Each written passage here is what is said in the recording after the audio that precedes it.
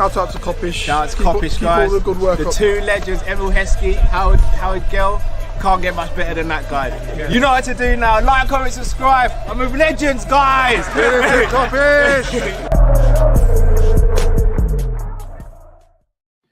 Yes, lovely people. Trent contract update from Dave O'Connor. Dave O'Connor. Trent update from Dave O'Connor. Live. It's live, people. It's Friday morning. Bear with me. Slot has his press conference and has some very interesting quotes.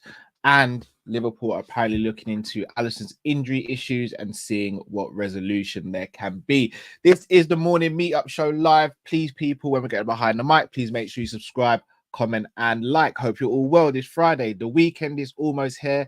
Obviously, we know we've got a massive fixture at the weekend. However, the weekend is almost here.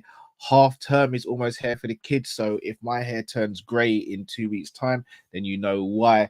But the weather is nice in England, which is crazy considering we're in the middle of October. So we take it and we enjoy it, people. Hope you're all well. Hope you're all looking forward to the weekend. I hope you smash the rest of the week this Friday. Right, let's get into it. Dave O'Connor, or Dave OC Cop, but we all call him Dave O'Connor, came out of a quote last night saying that talks are progressing well between Liverpool and Trent over a new deal. Liverpool are hoping to tie him down to a multi-year deal with confidence growing a deal will be reached. Now.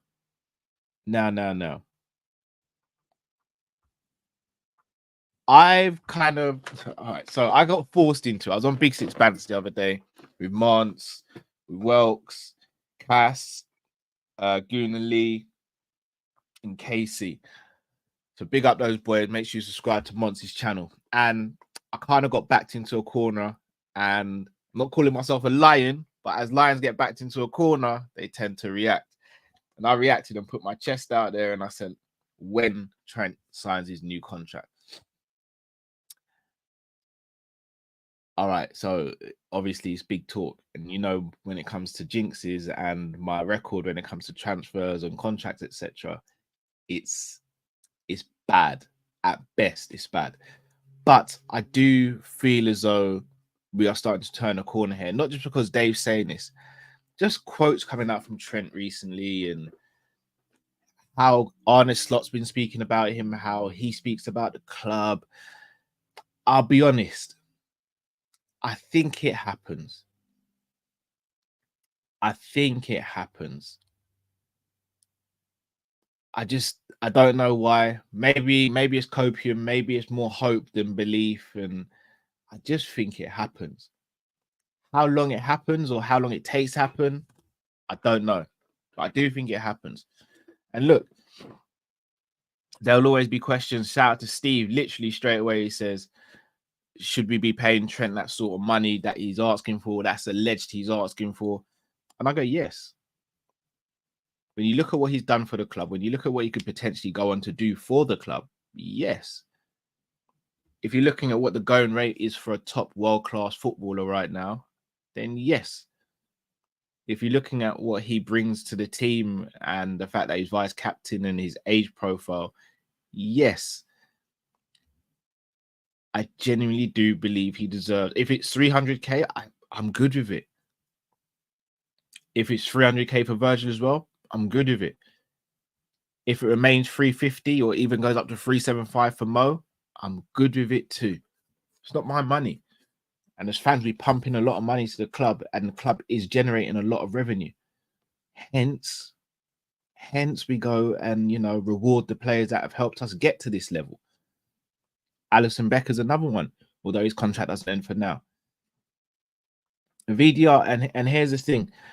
I know 300k for a right back is crazy money, but it's not just a right back, is he? He can play centre midfield as well. He's a vice captain, and he's been at the club for, well, he's been playing regularly since he's been 18, so for the last 8 years. So when you just boil it down to him being a right back, fair enough. But when you break down the fact of what he's done and what he could go on to do, I think it's a no-brainer. Steve, would Real Madrid pay him 300k? They would. They would pay him 300k, especially if he's leaving on a free. Absolutely, they'd pay him 300k. 100%. I have no doubts over whether he'd get that with Real Madrid or not. Absolutely get 300k from Real Madrid. He's leaving Liverpool. He'd be leaving Liverpool on a free to go to Real Madrid. He'd be getting 300k. And if he's not getting 300k flat, he's getting bonuses, which make it easy to get 300k minimum. He's worth every penny of 300,000, in my humble opinion. And again, I'm going to be consistent. I don't think he's the best right back in the world. I don't think he's the best of defenders. He's not. If I was to rate him out of 10 for his defensive capabilities, it'd probably be a 6 out of 10. I don't think he's the best right back in the world anymore. But I tell you what, he's bloody good. I think he could be a midfielder who could be the best in the world, or one of the best in the world. If he shows more desire with his defending, he could be the best right back in the world, in my opinion. He's 26 years old as well. Like I don't know. Again, I'm not even gonna do the whole. Oh, I can't believe you guys. I understand it. 300k for a player, full stop, for Liverpool Football Club is a lot. We've only ever had one player in our history make more than 300k, and that's Mo Salah. And that's not just because of what he does on the football pitch. That's because of all the stuff he can do off the football pitch from a revenue standpoint. So I get the reservation, I get the trepidation. But as a football team, we need to evolve. As a fan base with our mindset, we need to evolve. As much as Reece James is a Chelsea boy and he's loved by the fan base and all that, and he barely plays, and I don't hear anyone speaking about his salary from Chelsea fans. I don't hear anyone mention his salary. All they say is they wish he's more available. We're the only fan base that really penny pinches on salaries. Saka, if I'm not mistaken, is on around between 250 and 300k. And again, I rate Saka highly. It's not even a dig at Saka, but Saka hasn't achieved a quarter of what Trent has achieved.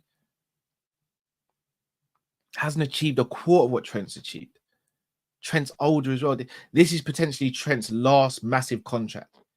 If he's 26 now and he signs a 5-year deal, this is potentially his last major contract. You'd hope he gets one more at the age of 31, but this is the core years. These are the core years. So his agent and himself have to look out for themselves as well. I personally do. I believe that. So for me, you got to pay him. You got to pay him the money.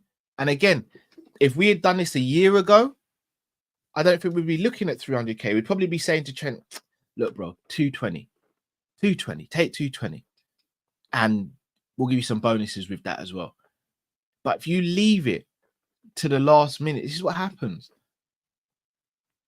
And this applies for most things in life. Most things in life. If you leave anything to the last minute, that you're not going to get favorable terms unless you're very fortunate. But why should Trent give favorable terms? Liverpool wouldn't give favorable terms if it was the other way around. And I always say this, contracts are a two-way street. They're a two-way street. Us as fans, we're really quick to call out players and go, he's on X amount of money, why isn't he performing? He's on X amount of money, why isn't he playing? He's on X amount of money, why this, why that? We have to have the same bias for clubs as well. Why didn't Liverpool extend his contract sooner? Why Liverpool and ahhing about a salary when we can afford it? Why are Liverpool making him vice captain but not paying him as a vice captain? Because for me, again, this is where I may be a bit old school. But for me, your captain, your vice captain, and maybe one or two of your star players, they should be your top earners. So get it. Salah's your top earner. That's cool. I'm good with that. But for me, after Salah, Virgil, Alisson, and Trent, they should be your next in line. Without shadow of a doubt, they should be your next in line. Or they should be on the same amount of money as Salah. Bonuses aside. For me, it's a very simple thing. It's a very simple thing. So for me, I hope this update from Davo Kop is true. I hope Trent signs his contract soon. And not just that as well. Look, we've got Real Madrid coming up soon. I don't want that to be the Trent derby. I don't want us going into that game thinking, oh, if Trent makes a mistake, then the memes are going to be, oh, he's already signed for Real Madrid. Or if he has a bad game, oh, his head's at Madrid. I want him to sign the contract so we as a club can move on from this. We as a fan base can move on from this. I'll be honest, every single day I'm on this screen speaking to you guys, I'm talking about Trent. It's tiring. How many times can I redo a title with a slight twist on it? But it's not like I can ignore it because you guys are going to ask me about it in the comments. Others are going to ask about it. I'm going to have to speak about it. So I might as well just nip it in the bud. I don't want to speak about Trent and his contract situation anymore, but there's something new every single day. And until he signs that new contract, until the club offer him what he wants, within reason, obviously, then it's going to keep lingering. So let's hope we get the 3 big contracts sorted ASAP, especially Trent and Virgil. Do you know what? No, all 3, because Salah needs to stay as well, man. I'm not doing this whole, oh, what about his age? I don't care. I don't care, man. If we're going to play the other side, these 3 players have been underpaid since they've been at Liverpool. How about that? They've been underpaid. So to quote Drifty, big up Matt as always, but to quote Drifty, let's get some back pay going, innit? Let's get some back pay going. So that's it for me on the Trent. Hopefully things are moving well in the right direction and hopefully signs that new contract soon. Right, on to Slot. Our manager is back in the hot seat today in the press conference speaking about the game against Chelsea. And obviously he was asked about the 3 big contracts. So this is what he had to say regarding the contracts of Salah, Alexander-Arnold and Virgil van Dijk. They were with the national team. Trent scored a fantastic free kick like you probably saw. Same question, same answer. There will always be talks about our players. It's a good thing that everyone wants their contracts renewed because it tells me that they are doing really well. Once again, I think that's a message. And I don't think he'd be saying that unless there was signs that it could be happening. Also went on to speak about the fixture, saying that, you know, this is our biggest test of the season so far, especially when you look at the table, but not just the form. And again, this is what I love about Slot. He's a very, very real character. And he kind of speaks like a fan to an extent. Because he went on after saying that, saying, we had problems against the bottom team, which was Wolves. That to me, and look, I love this mentality because, look, we're winning games, we're top of the league. But that to me says, yeah, we're top of the league, but I'm still not content, guys, because we can do better. That's all I've wanted. That's all I've wanted. And before anyone gets at me about Klopp or anything, Klopp was like that as well. Klopp demanded excellence from his players. But for me, Slot, I feel, is more direct in his approach when he speaks about it. Klopp was very much, I'm going to protect the players and I'm going to take the brunt of it. I'm going to take the brunt of it. And it's why we loved him. But it's also why me, Drift, Matt, and yourselves always had debates about his thought process, etc. Slot is basically saying, look, this is our biggest test. We're winning games, we're top of the league, but this is our biggest test. I've got to take this seriously because we had trouble against the bottom team in the league. High standards. Liverpool standards. Standards set by Shankly. Standards continued by Paisley. Standards that were implemented by Kenny. Standards that were implemented by Rafa, implemented by Klopp, and now are being implemented by Arne Slot. I love to see it. And it's also a reminder to the players that don't take this for granted just because it's at Anfield. Chelsea Football Club are coming for your necks. Don't let them come here and leave with anything. I love the message from Slot. Absolutely love it. Also spoke about Trent, saying how good players always find their way into the team as it pertains to the England setup. Obviously, Trent at the last competition was barely played by England and was used as the sacrificial lamb because, you know, England weren't playing well. And then when he came out of the team, there was no creativity, but the media didn't want to write about that. But that's for another day. Also went on to say he's got 3 out of the last 4 man of the match awards available for England, and hopefully he can get some for Liverpool. And then made a joke saying, but Ibu might want some as well. Big up Ibu as well, who I think is flying under the radar as one of the best players in the league so far this season. Look, I'm impressed with what Arne Slot's doing on the football pitch. I'm impressed with what he's saying at press conferences, and I'm impressed with Liverpool overall at the moment. Again, the message is the same though. We've got a massive set of fixtures coming up, and we still need to keep our foot on the neck of those at the top who are controlling transfers because we still need to add in January as well. Shout out to Don Hassam, Tom Little. I was on there, Don's channel the other day. We were speaking about how many players we need. If we are able to sign one or two players in January, it makes next summer very, very much easier to navigate. So let's hopefully get that sorted, and hopefully that's done. Also, some more team news. Chiesa should be fit and available for this game, so hopefully he makes the bench, and hopefully he's available to come on and get some minutes, and hopefully if we need him to, he can affect the game as well if needed. In the same press conference, going to move on subject now. In the same press conference, Arne Slot mentioned that he's obviously without Alisson and still without Elliott, who should hopefully be back at the end of the month or beginning of November. Shout out to Marcel. You know me, bro. You know me. You know I'm going to run with this Trent in midfield stuff. And shout out to K-Mac as well. Go and subscribe to K-Mac's channel. Big up yourself, K-Mac. Hope you're well, brother. Big up to everyone in the chat. Smash that like button, please, guys. Right. Alisson Becker. Me and Matt have been advocates about saying this. And again, no shame in my game. I'll be honest with everyone. Even though I love Liverpool first and foremost, I do have some favourites in the team. Salah's my favourite outfield player. Alisson is my favourite Liverpool player, full stop, currently. But he is injury prone. And shout out to Tyrell Gunner as well. Big up yourself. He's injury prone, especially for a goalkeeper who's injury prone. And it would seem as though it's not just me and Matt who believe this, because Liverpool apparently are doing some investigative work to find out just exactly what is happening behind the scenes with Alisson and why he keeps on picking up these types of injuries. For a goalkeeper to pick up hamstring and muscle injuries is very, very rare. You got to think, obviously, they do sprint off their line now and again. And you look at someone like Ederson, who does it a lot. The AC Milan goalkeeper does it a lot. But Alisson's the one that picks up a lot of injuries. And it's always been a bit weird for me. So I'm glad that they're doing some research into this. Again, no shame in my game. Mamadashvili is coming next summer. I know that means Kelleher's moving on, which fills me with a heavy heart. But I don't want us to lose Alisson just because Mamadashvili is coming in. I want them to share the load, and I want them to be competing for who is the best Liverpool goalkeeper. Because as I say, iron sharpens iron, and I'm hoping that they can show how sharp they are in front of the attackers when they are bearing down on goal and making saves and game-winning decisions. So I'm very intrigued to see what happens with Alisson. I hope he's not rushed back, but if he's not rushed back, that means Kelleher's doing a great job. So I think the two work hand in hand. And look, this is a big period for Kelleher as well. Kelleher should be a number one goalkeeper and would be a number one goalkeeper at maybe another 18 clubs in the league. Maybe 17 actually. He wouldn't start for City, he wouldn't start for Villa.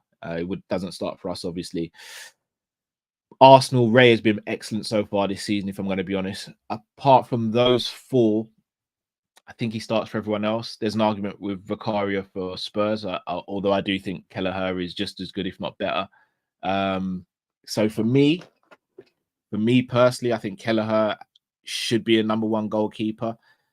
I am grateful that he's decided to stay at Liverpool for the amount of time he has and be a deputy. And when he's filled in, he's been exemplary. Again, he has a mistake in him, as most goalkeepers do. But he's been exemplary whenever he's played 9 times out of 10 or 9.5 times out of 10. So I think he will do the business over this period, but I hope as a unit we defend well. And look, I hope we're able to rotate without having too much drop off in quality, especially in that midfield area. Gravenberch and McAllister have done a lot of running and played a lot of football so far. So be very interesting, very interesting. But look, people, I'm going to wrap that up for now. That's the morning meetup show. I'm hoping to be back later on this evening, but it all depends on whether we are able to get the guest that we want to get on. If we can get that guest, then rest assured I'll be back later on this evening with said guest. If you haven't already, guys, please do watch the preview. Me, Drift, and Matisse went over the Chelsea game this upcoming Sunday and gave our thoughts on starting lineup predictions and score predictions. And it was a very fun show. Matisse is excellent, one of the best content creators out there. Forget Chelsea content, just one of the best content creators out there. So please make sure you go and watch that preview if you haven't already. Also, a members video, Prem Predictor show. I did a Prem Predictor show just basically running through all the Premier League fixtures for the weekend for game week 8 and just gave my predictions. Only about 5 to 6 minutes show that is, so feel free to go and give that a watch as well. Hopefully have another members video coming out either today or tomorrow, so keep your eyes peeled for that as well. And then if we're not back tomorrow with anything, then it will be Sunday on Big Up for the live match watch along, and then straight back on here after the match to do the post match recap. So people, thank you so much. That's another week in the books. If you haven't already, smash that like button, subscribe if you're new to the channel. If we don't speak again, have a fantastic rest of your Friday and have a superb Saturday. And then Sunday, we all sit together, we come together, pause, and we celebrate after we smash Chelsea, right? All right. Big up to everyone. Until I see you next time. Stay safe, stay blessed. Kopish and we're out, people. Take care.